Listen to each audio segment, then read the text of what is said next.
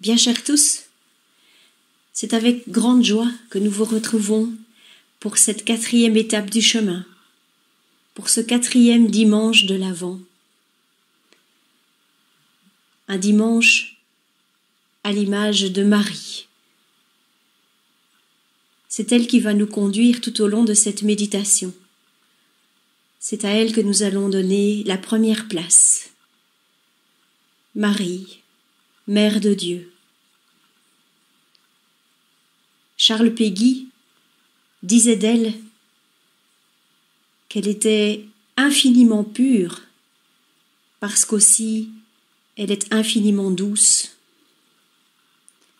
Marie est infiniment grande parce qu'aussi elle est infiniment petite, infiniment humble. Marie est la plus près de Dieu parce qu'aussi elle est la plus près des hommes.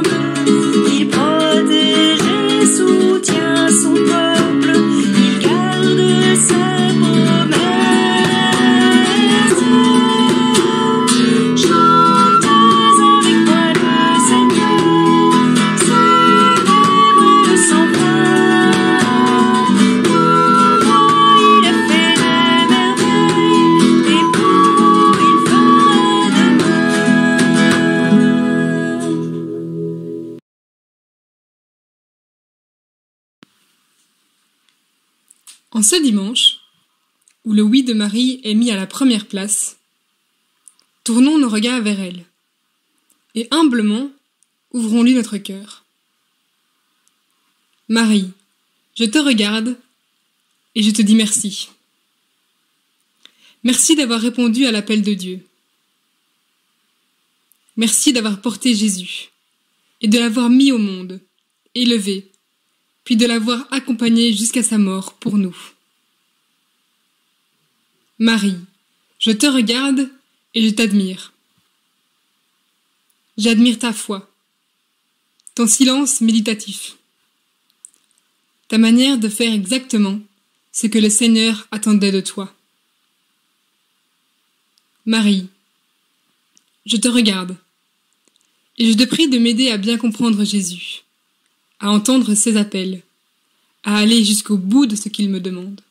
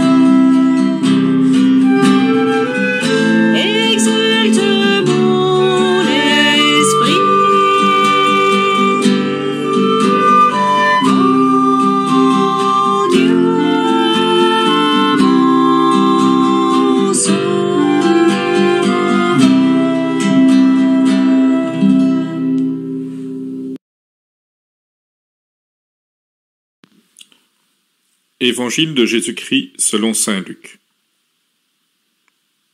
En ce temps-là, l'ange Gabriel fut envoyé par Dieu dans une ville de Galilée appelée Nazareth, à une jeune fille vierge accordée en mariage à un homme de la maison de David, appelé Joseph. Et le nom de la jeune fille était Marie. L'ange entra chez elle et dit : « Je te salue, comblée de grâce, le Seigneur est avec toi. » À cette parole, elle fut toute bouleversée, et elle se demandait ce que pouvait signifier cette salutation. L'ange lui dit alors : « Sois sans crainte, Marie, car tu as trouvé grâce auprès de Dieu. Voici que tu vas concevoir et enfanter un fils. Tu lui donneras le nom de Jésus. Il sera grand, il sera appelé Fils du Très-Haut.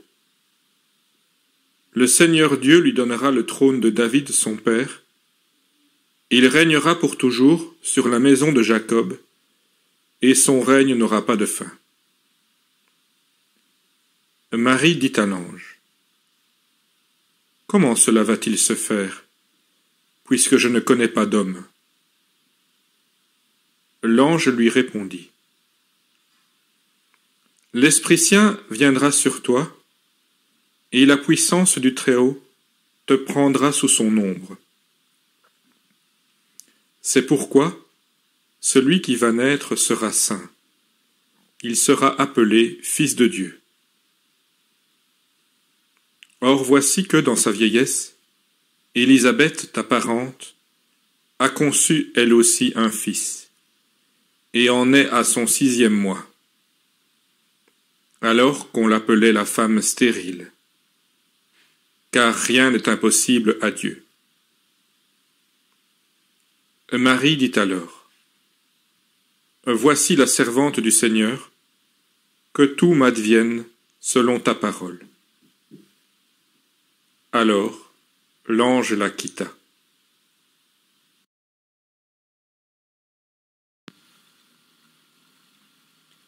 L'ange entra chez Marie. S'il a pu rentrer, cela veut dire que la porte du cœur de Marie n'était pas fermée à double tour. On peut venir la visiter, on peut la rencontrer. Elle est prête à recevoir, prête à accueillir. Elle est disponible. Dans le texte, Marie écoute, elle entend, elle se laisse toucher, elle est même troublée par les paroles de l'ange. Elle pourrait se refermer, s'enfermer bien à l'abri, rejeter celui qui la visite afin de retrouver sa tranquillité. Eh bien non, son trouble ne l'entraîne pas vers un demi-tour, mais bien vers un chemin de questionnement. Elle se pose des questions, bien sûr. Elle demande : comment cela va-t-il se faire ? Puis, elle fait confiance. Même si elle ne comprend pas tout, elle accepte de servir le Seigneur. Je suis la servante du Seigneur, que tout se passe pour moi comme tu l'as dit. Aujourd'hui encore, le Seigneur continue à appeler des hommes, des femmes et même des enfants. Ce n'est plus par l'ange Gabriel qu'il intervient dans notre vie. Il nous rejoint dans les diverses circonstances, par les personnes qu'il met sur notre route. Il peut aussi nous interpeller par une parole d'évangile. Il peut même venir nous chercher très loin et très bas. Il nous invite à puiser à la source de son amour pour rayonner autour de nous. Nous sommes choisis par Dieu pour incarner sa bonté, sa tendresse et sa justice. Dans notre monde troublé, c'est plus que jamais nécessaire. Le Seigneur a besoin de nos mains pour prolonger les siennes. Il a besoin de nos lèvres pour prononcer ses paroles. Il a besoin de nos yeux pour voir la souffrance humaine et la soulager. Quelle que soit la question qu'il nous pose, il nous invite à lui dire « oui ». Et alors à l'instant où nous disons « oui », c'est comme un raz-de-marée qui emporte tout sur son passage. C'est une grande aventure qui commence. Il n'y a pas de plus grand honneur pour les hommes que d'être les serviteurs de l'amour. Marie n'a pas suivi d'autre chemin. Elle a été la servante du Seigneur et aujourd'hui, elle nous dit « Faites tout ce qu'il vous dira ». Porter Dieu en nous et l'offrir au monde, c'est quelque chose d'extraordinaire. Nous y trouvons une joie que personne ne peut nous enlever. Avec lui et avec Marie, nos visites deviendront des visitations. C'est à cela que nous sommes appelés, quand nous prenons soin les uns des autres. Nous serons peut-être conduits sur des chemins que nous n'avions pas prévus, mais nous savons que l'amour de Dieu ne nous décevra pas.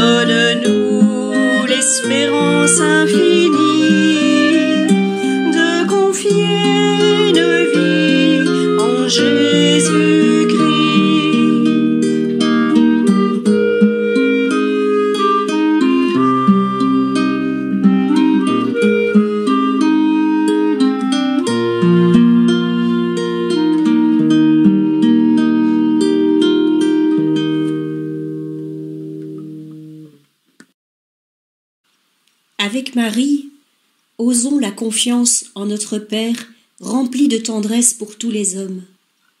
N'hésitons pas à lui dire ce qui nous habite, afin qu'il nous soutienne et nous porte tout au long de cette semaine. Oh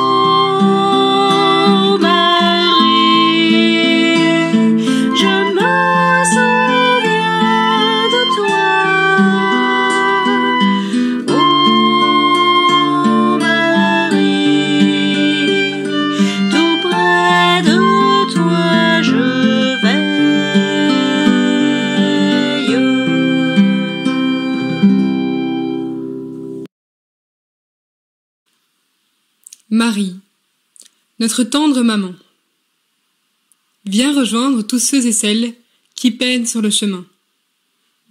Prends-les par la main, rassure-les et éclaire leur route pour qu'ils puissent avancer, pas à pas, sur le chemin qui mène à Noël.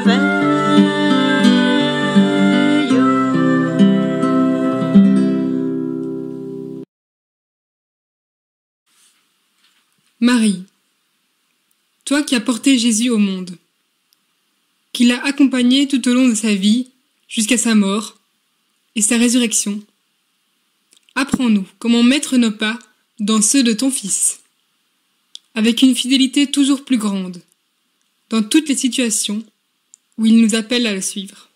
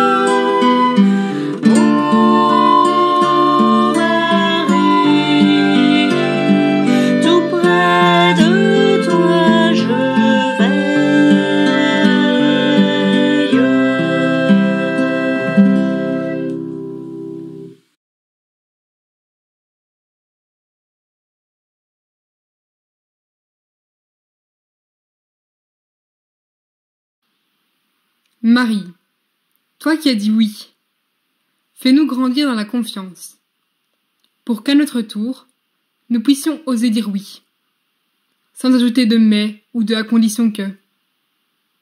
Un oui comme un saut absolu, dans l'amour de Dieu, qui veut nous offrir le plus beau cadeau, la paix et la joie du cœur.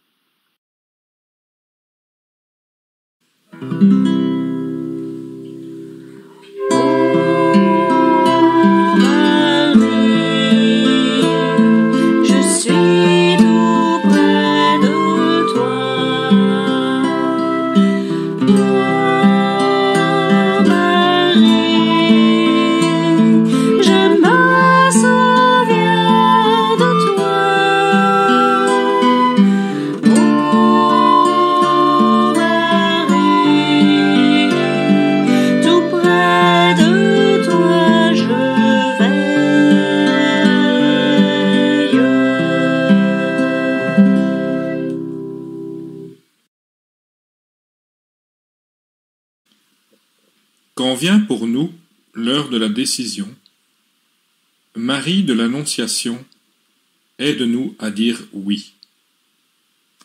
Quand vient pour nous l'heure du départ, Marie d'Égypte, épouse de Joseph, allume en nous l'espérance. Quand vient pour nous l'heure de l'incompréhension, Marie de Jérusalem, creuse en nous la patience. Quand vient pour nous l'heure de l'intervention, Marie de Cana, donne-nous le courage de l'humble parole. Quand vient pour nous l'heure de la souffrance, Marie du Golgotha, fais-nous rester au pied de ceux en qui souffre ton Fils. Quand vient pour nous l'heure de l'attente, Marie du Cénacle, inspire-nous notre prière commune. Et chaque jour, quand sonne pour nous l'heure du service, Marie de Nazareth, mets en nous ton cœur de servante. Jusqu'au dernier jour, où prenant ta main, Marie de l'Assomption, nous nous endormirons, dans l'attente du jour de notre résurrection.